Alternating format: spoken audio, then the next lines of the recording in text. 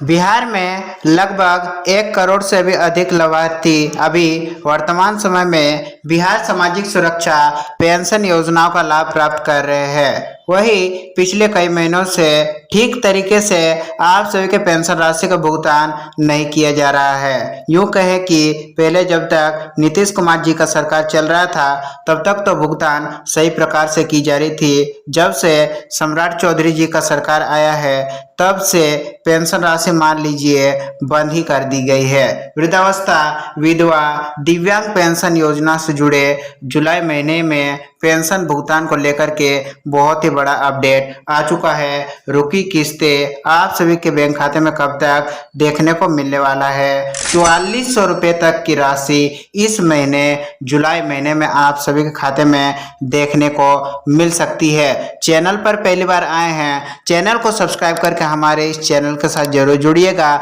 इसी प्रकार से हम बिहार सामाजिक सुरक्षा पेंशन योजनाओं से संबंधित अपडेट्स को हम समय समय पर लाते रहते हैं। देखिए, बिहार वृद्धा, विधवा, दिव्यांग पेंशन योजना से संबंधित अपडेट्स को देने वाले हैं। साथ ही बताएंगे कि जुलाई महीने में किन्हें पेंशन राशि मिलेगा और किन्हें पेंशन राशि नहीं मिल पाएगा। देखिए, वर्ष 2026 बिहार की राजनीति और प्रशासन दोनों के लिए एक बड़ा बदलाव लेकर के आया। 15 अप्रैल 2026 को राज्य में नेतृत्व परिवर्तन हुआ और सम्राट चौधरी ने मुख्यमंत्री पद की जिम्मेदारी संभाली। नई सरकार ने शुरुआत से ही ये संदेश दिया कि सामाजिक सुरक्षा योजनाओं को प्राथमिकता दी जाएगी और गरीब, वृद्ध, विधवा तथा दिव्यांग लाभार्थियों को समय पर पेंशन उपलब्ध कराना सरकार की जिम्मेदारी होगी। लेकिन कई लोगों के खाते में मार्च, अप्रैल, मई और जून तक की नियमित भुगतान नहीं पहुंची है, यानी कि 4 महीने की किस्तें 4400 तक की राशि अभी तक लाभार्थियों के खाते में लंबित है। कई लाभार्थियों ने ब्लॉक कार्यालयों के चक्कर लगाए, कई लोगों ने बैंक में पूछताछ की, कई लोग सीएससी सेंटर पहुंचे, लेकिन उन्हें केवल एक ही जवाब मिला, अभी सिस्टम अपडेट नहीं हुआ है। क्या सरकार के पास फंड की कमी थी? इसी मुद्दे पर पूरे बिहार में सबसे ज्यादा चर्चा हुई। रिपोर्टों और सार्वजनिक बयानों के अनुसार यदि देखा जाए तो 2026 की शुरुआत में राज्य सरकार पर वित्तीय दबाव काफी बढ़ गया था। इसी दौरान ये जानकारी भी सामने आई कि राज्य सरकार ने वित्तीय प्रबंधन के लिए भारतीय रिजर्व बैंक यानी कि आरबीआई से 12,000 करोड़ के विशेष ऋण की व्यवस्था की। उपलब्ध जानकारी के अनुसार इस राशि को चरणबद्ध तरीके से जारी किया जाना था। पहली किस्त लगभग 4,000 करोड़ और शेष राशि बाद के चरणों में मिलने की बात सामने आई। इसके बाद ये दावा किया गया कि जून के अंत तक सरकार के पास आवश्यक तरलता उपलब्ध हो गई और सामाजिक सुरक्षा योजनाओं के भुगतान की प्रक्रिया आगे बढ़ाई जा चुकी है या तो बढ़ाई गई है। यानी शुरुआती समस्या फंड की उपलब्धता को लेकर की थी, लेकिन बाद में चर्चा तकनीकी अड़चनों की ओर ज्यादा केंद्रित हो गई।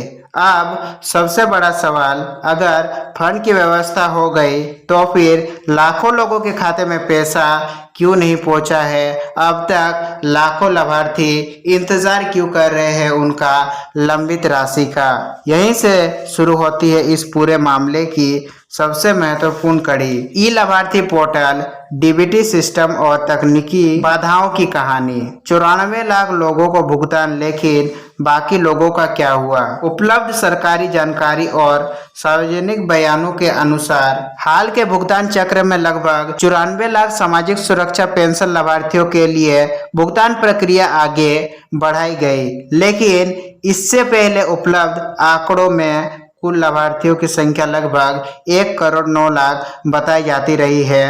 बाकी लाखों लाभार्थी कहाँ गए? क्या उनका नाम पेंशन सूची से हटा दिया गया या उनकी पेंशन हमेशा के लिए बंद कर दी गई है, या फिर कोई तकनीकी समस्या सामने आई? फंड भेजा गया लेकिन खाते में नहीं पहुंचा। बहुत से लोगों को लगता है कि अगर सरकार कहती है कि पैसा भेज दिया गया तो वह सीधे बैंक खाते में पहुंच गया होगा। लेकिन डीबीटी सिस्टम ऐसे काम नहीं करता। पहले पैसा सरकारी खजाने से भुगतान प्रणाली में जाता है, इसके बाद आधार, बैंक और एनपीसीआई की कई स्तरों वाली प्रक्रिया पूरी होती है और तभी पैसा अंतिम बैंक खाते में क्रेडिट होता है। यानी कि ऐसा नहीं है कि पैसा को जारी किया जाता है और आपके खाते में सीधे क्रेडिट होता है। इसके बीच में कई सारी प्रणाली, कई सारी प्रक्रिया से गुजरने के बाद ही ये पेंशन राशि आपके खाते में क्रेडिट हो पाती है। सरकार द्वारा पैसा भेजना और लाभार्थी के खाते में पैसा पहुंचना दो अलग अलग प्रक्रियाएं हैं। यही अंतर लाखों लोगों की परेशानी का कारण बन गया। आखिर ई लाभार्थी पोर्टल अपडेट क्यों नहीं हो रहा है? लाखों लाभार्थी अपना स्टेटस क्यों नहीं चेक कर पा रहे हैं? अब बात करते हैं उस वेबसाइट की जिससे लगभग हर लाभार्थी रोज खोल करके देख रहे हैं। वो पोर्टल है ई लाभार्थी पोर्टल। लेकिन पिछले कई महीनों से लाखों लोगों की शिकायत है कि स्टेटस अपडेट नहीं हो रही है। यहाँ पर पुराने भुगतान दिखाए जा रहे हैं, पहले के मार्च, फरवरी या जनवरी 2026 तक के रिजल्ट ही वेबसाइट पर शो हो रहे हैं। बेनिफिशियरी नॉट फाउंड जैसे इश्यूज भी देखने को मिले हैं। पेमेंट पेंडिंग दिखा रहा है, वेबसाइट खुल ही नहीं रहा है, कई बार वेबसाइट पर एरर देखने को मिलता है। तो आखिर ऐसा क्यों हो रहा है? इसके कई कारण सामने आए हैं। पहला, सर्वर माइग्रेशन, यानी कि सर्वर में बदलाव किया जा रहा है। आपने ई लाभार्थी पोर्टल में देखा होगा कि सर्वर को पूरी तरीके से बदला जा रहा है, अपडेट किया जा रहा है, सर्वर का विजुअल्स को चेंज किया जा रहा है, डिजाइनों को चेंज किया जा रहा है। इस वजह से आप सभी का स्टेटस, भुगतान स्थिति देखने को नहीं मिल रहा है। एपीआई फेलियर, यानी कि लाभार्थी जब सीएससी सेंटर पर अपना जीवन प्रमाणीकरण करवाने जाते थे तो सीएससी संचालक द्वारा बताया जाता था कि एपीआई फेलियर इशू के कारण अभी जीवन प्रमाणीकरण नहीं हो पाएगा। यानी कि पहले सर्वर पर अपडेट किया जाता है और सीएससी सेंटर के सर्वर द्वारा पूरा डाटा को बिहार सरकार के मेन सर्वर पर भेजा जाता है। लेकिन बीच में तकनीकी समस्या आने के कारण प्रक्रिया वहीं पर रुक जाती है।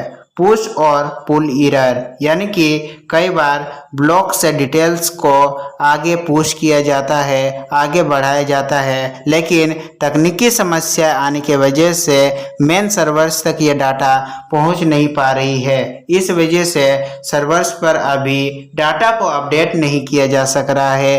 पोर्टल ज्यों का त्यों है। पिछले 3 से 4 महीने से पोर्टल अपडेट नहीं हुई है और ट्रैफिक ओवरलोड, जैसा कि आपने देखा होगा कि जब सरकार ने जीवन प्रमाणीकरण चालू किया था तो शुरुआती कुछ दिनों में ई लाभार्थी पोर्टल शुरू नहीं हो रहा था, चालू नहीं हो रहा था। इसका कारण है कि कई बार अचानक से काफ़ी ज़्यादा ही ट्रैफिक ई लाभार्थी पोर्टल पर आ जा रही थी। इस वजह से पोर्टल क्रैश हो रहा था और पोर्टल में कई सारी तकनीकी दिक्कतें आ चुकी है। जीवन प्रमाणीकरण कराने के बाद भी पैसा क्यों नहीं आया? कुछ लाभार्थी बता रहे थे कि हमने तो अपना जीवन प्रमाणीकरण सफलतापूर्वक करवा लिया है, तो फिर हमारे बैंक खाते में हमारा 1100 से लेकर के 4400 रुपये जितने भी महीने के बकाए है वो राशि क्यों नहीं आ पा रही है? कई लोगों ने समय पर फिंगरप्रिंट दिया, सीएससी में लाइफ सर्टिफिकेट बनवाया, रसीद भी मिल गई, फिर भी पैसा नहीं आया। आखिर ऐसा क्यों हो रहा है? कारण नंबर 1, पहला कारण बताया जा रहा है कि आधार लिंकिंग और एनपीसीआई मैपिंग में अंतर। लाभार्थी अक्सर समझते हैं कि हमने आधार को खाते से तो लिंक कर दिया है, फिर राशि हमारे खाते में क्रेडिट क्यों नहीं हो रही है? तो समझ लीजिए कि आधार लिंकिंग और एनपीसीआई मैपिंग दोनों अलग अलग बातें हैं। यदि आप आधार कार्ड को लिंक करते हैं तो आप फिंगर बायोमेट्रिक के माध्यम से अपना केवाईसी को भविष्य में कर पाते हैं। यदि आप पैसा भी निकालना चाहते हैं हैं सीएससी सेंटर के माध्यम से, तो अपना अंगूठे का निशान दे करके फिंगर बायोमेट्रिक के जरिए अपना पेंशन को बिना बैंक जाए ही निकाल पाते हैं। वही एनपीसीआई मैपिंग अलग है। यदि आपके खाते में एनपीसीआई मैपिंग चालू होता है यानी कि डीबीटी इनेबल रहता है और एनपीसीआई मैपिंग एक बार चालू हो जाता है तो आपके आधार नंबर के जरिए आपके बैंक खाते में यह राशि को ट्रांसफर किया जाता है। कारण नंबर 2 बताया जा रहा है कि नाम या जन्म तिथि में छोटा सा अंतर कई बार ऐसा देखने को मिलता है कि स्पेलिंग के मिसमैच की वजह से भी पेंशन को रोका जाता है, डाटा वेरीफाई नहीं हो पाता है। कई बार लाभार्थी का आधार कार्ड पर कुछ और नाम रहता है, पेंशन फाइल पर कुछ और नाम रहता है और बैंक खाता में कुछ और नाम या अक्षर होने की वजह से पेंशन का भुगतान को रोका जाता है। कारण नंबर 3 निष्क्रिय बैंक खाता। यदि आपका बैंक खाता किसी कारणवश फ्रीज या बंद कर दी गई है तो भी आपका भुगतान को रोका जा सकता है। अगर आपने जीवन प्रमाणीकरण करवाया है, बैंक खाता आपका चालू है, आधार लिंक है, फिर भी भुगतान नहीं आया तो इसका मतलब ये नहीं है कि आपका नाम कट गया है। कई मामलों में समस्या तकनीकी सत्यापन, डेटा सिंक्रोनाइजेशन या डीबीटी प्रक्रिया से जुड़ी हो सकती है। उपलब्ध जानकारी के अनुसार सरकार लगातार ये कहती रही है कि सामाजिक सुरक्षा पेंशन को नियमित बनाने के प्रयास जारी है। यदि किसी लाभार्थी का जीवन प्रमाणीकरण पूरा है, बैंक खाता सक्रिय है, आधार और बैंक विवरण सही है तथा डीबीटी संबंधी तकनीकी प्रक्रिया पूरी है तो भुगतान प्रक्रिया सुचारू होने की संभावना बेहतर मानी जा सकती है। लेकिन जिन मामलों में रिकॉर्ड या तकनीकी स्तर पर त्रुटियां हैं उन्हें पहले सुधारना आवश्यक होगा। यदि इन सभी में से किसी भी चीज़ों में आपकी दिक्कतें हैं तो तुरंत जाकर के इन सभी दिक्कतों को सॉल्व करें ताकि बिहार सरकार जब भी अगली किस्त जारी करे तो आपका भी लंबित राशि का भुगतान कर सके, आपके भी बैंक खाते में रुकी हुई राशि प्राप्त हो सके। 2026 का यह पूरा घटनाक्रम हमें एक महत्वपूर्ण सीख देता है। डिजिटल व्यवस्था तभी सफल मानी जाएगी जब उसका लाभ बिना किसी अतिरिक्त परेशानी के अंतिम लाभार्थी तक पहुंचे। सामाजिक सुरक्षा पेंशन केवल आर्थिक सहायता नहीं है बल्कि लाखों बुजुर्गों, विधवाओं और दिव्यांगजनों के लिए जीवन यापन का महत्वपूर्ण सहारा है। इसीलिए यह जरूरी है कि भुगतान प्रक्रिया समय पर हो, तकनीकी बाधाएं कम हो और लाभार्थियों को बार बार कार्यालयों के चक्कर ना लगाने पड़े। उम्मीद है कि संबंधित विभाग तकनीकी समस्याओं का समाधान तेजी से करेगा और पात्र लाभार्थियों तक पेंशन समय तक पहुंचेगी। अगर आपको ये वीडियो उपयोगी लगी हो, थोड़ा सा भी इंफॉर्मेटिव लगी हो, हमारा इंफॉर्मेशन देने का तरीका यदि थोड़ा सा भी पसंद आया हो तो वीडियो को एक लाइक जरूर कर दीजिएगा क्योंकि ये सभी इंफॉर्मेशन कलेक्ट करने में हमें 3 से 4 दिन लग जाते हैं। उसके बाद ही सही जानकारी को लेकर के आते हैं, आपके लिए वीडियो को हम तैयार करते हैं। अपने परिवार, रिश्तेदारों और उन सभी लोगों के साथ शेयर करें जो बिहार सामाजिक सुरक्षा पेंशन योजना से जुड़े हैं। अगर आपके खाते में अभी तक पेंशन नहीं आई है तो नीचे कमेंट करके जरूर बताइए कि आप कौन सी पेंशन योजना के लाभार्थी है, वृद्धावस्था, विधवा या दिव्यांग पेंशन के।